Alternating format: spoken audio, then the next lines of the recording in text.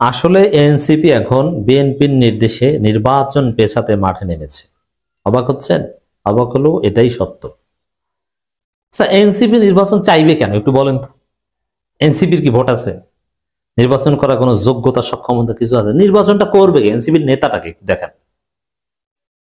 এনসিপির কোনো নেতা নেই যে নির্বাচন করে জিতে আসতে পারবেন। নির্বাচন এটা ক্লাব নির্বাচন কিংবা হল সংসদ নির্বাচন, এটা জাতীয় নির্বাচন। এত সোজা না। মাঝপথে যে এরা হতাশ হয়ে যাচ্ছে যে জামাতের 1000 কোটি টাকা, হ্যাঁ জামাতের 1000 কোটি টাকা আছে, লক্ষ কোটি টাকা আছে, বিলিয়ন ডলার আছে, কোথায় আছে? জামাতের জনশক্তিটা দেয়। এখন জামাত এই পরিমাণ জনশক্তি তৈরি করতে পেরেছে, তাদের জনশক্তিটা প্রতিষ্ঠিত হয়েছে, তারা ধনী। তার সামনে এনসিপি খয়রাতি, টাকা নাই, কিচ্ছু নাই, না আছে কোনো প্রার্থী, প্রচারণা, বিএনপির যে চান্দাবাজি, তার সামনে কিছুই না। এনসিপি এখানে আলোচনাই নেই। জেলা পর্যায়ে যান, এনসিপি বা এগুলো আসলে কিচ্ছু না। এটা বিএনপি জামাতের ইউনিয়ন শাখার সাথে পুরো এনসিপি কে তুলনা করা যায়। একটা সময় এনসিপির প্রতি একটা আবেগ ছিল মানুষের, কিন্তু এটা নাই। এরা কিভাবে নির্বাচন করবে, কিভাবে রাজনীতি করবে, এটা এটা বাস্তবসম্মত না। তাদের তো জেতার কোনো সম্ভাবনা নেই, তারা নির্বাচন চাইবে কেন? অতএব স্বাভাবিক হিসাব নিকাশ সেটাই প্রমাণ করে যে এনসিপি নির্বাচন চাওয়ার কথা না। নির্বাচন তারাই চাইবে যারা জিততে পারে। না জিতলেও যারা সেকেন্ড হবে, সেকেন্ড হলেও যাদের লাভ আছে অথবা কিছু সিট পাবে, সংসদে যেতে পারবে, তারাই নির্বাচন চাইবে।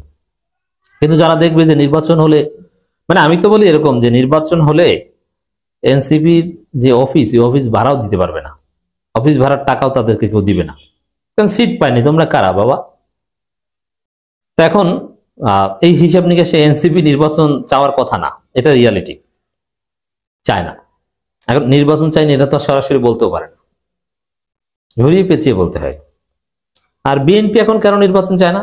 বিএনপি অবশ্যই 50 থেকে 70-80 আসন সিট পাবে, সেটাও বা কম কিসে, কিন্তু তারপরে বিএনপি নির্বাচন চায় না এই কারণে যে বিএনপি মনে করেছিল যে তারা নিরঙ্কুশ সংখ্যাগরিষ্ঠতা নিয়ে ক্ষমতায় আসবে।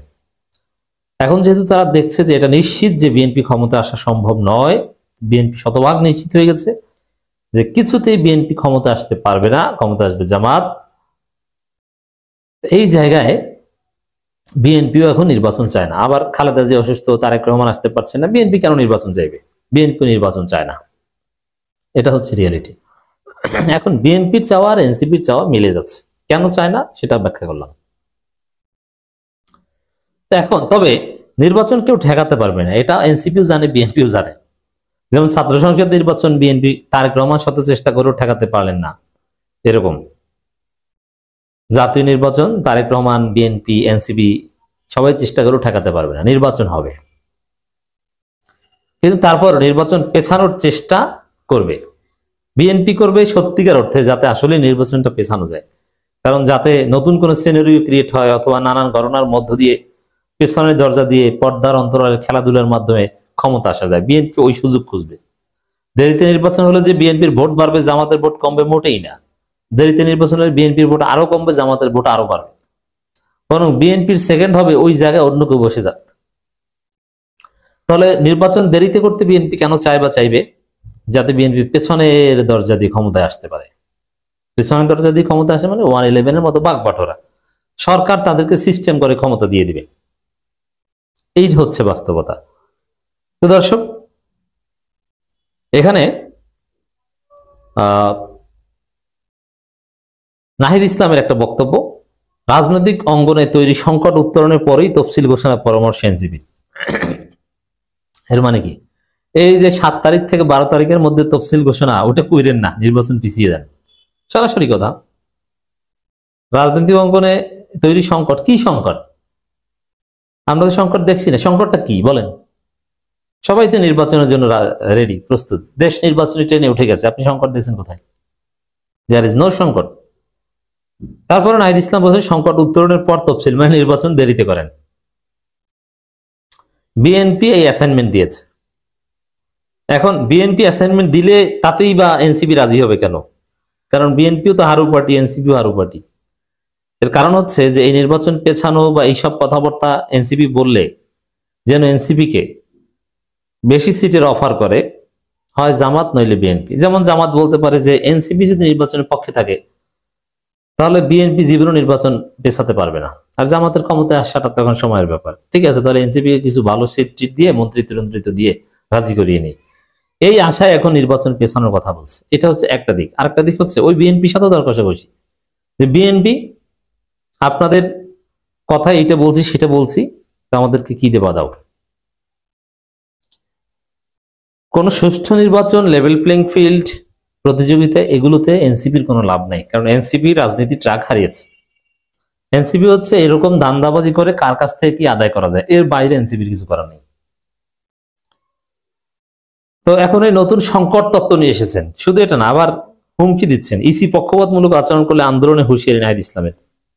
কথা ঠিক, পক্ষপাতমূলক আচরণ করলে আন্দোলন কা ইসির চেয়ার উল্টে পাল্টে ফেলে দিতে হবে, কিন্তু তারপর এই কথার রহস্য হচ্ছে যে নির্বাচনের পরিবেশ নাই, নির্বাচন আরো পরে করেন, দেরিতে করেন, নির্বাচন পিছিয়ে দিন। তো নির্বাচন পেছানোর দাবিতে কার্যত ওরা মাঠে নেমেছে, এটা অশনি সংকেত।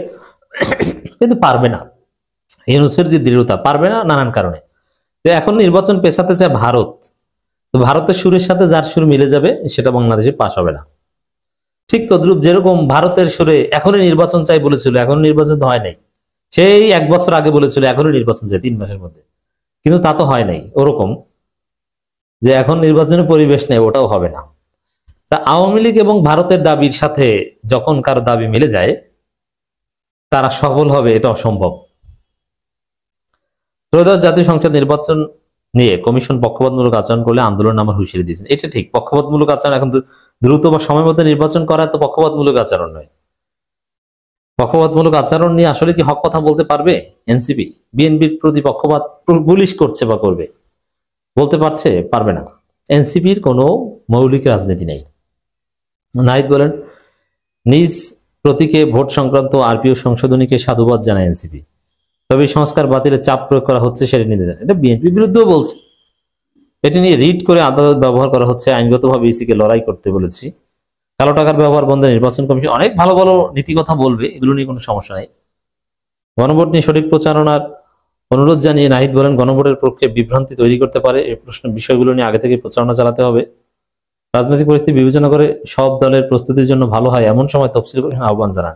মানে একটু লেটে তফসিল ঘোষণা করলে তো এনসিপির ভালো হয়, কিন্তু আসলে লেট হবে না, ফেব্রুয়ারি মাঝামাঝি সময়ের আগেই নির্বাচন হবে, 8 থেকে 15 ফেব্রুয়ারির মধ্যে, সম্ভবত 8 থেকে 12 ফেব্রুয়ারির মধ্যে কোনো একদিন।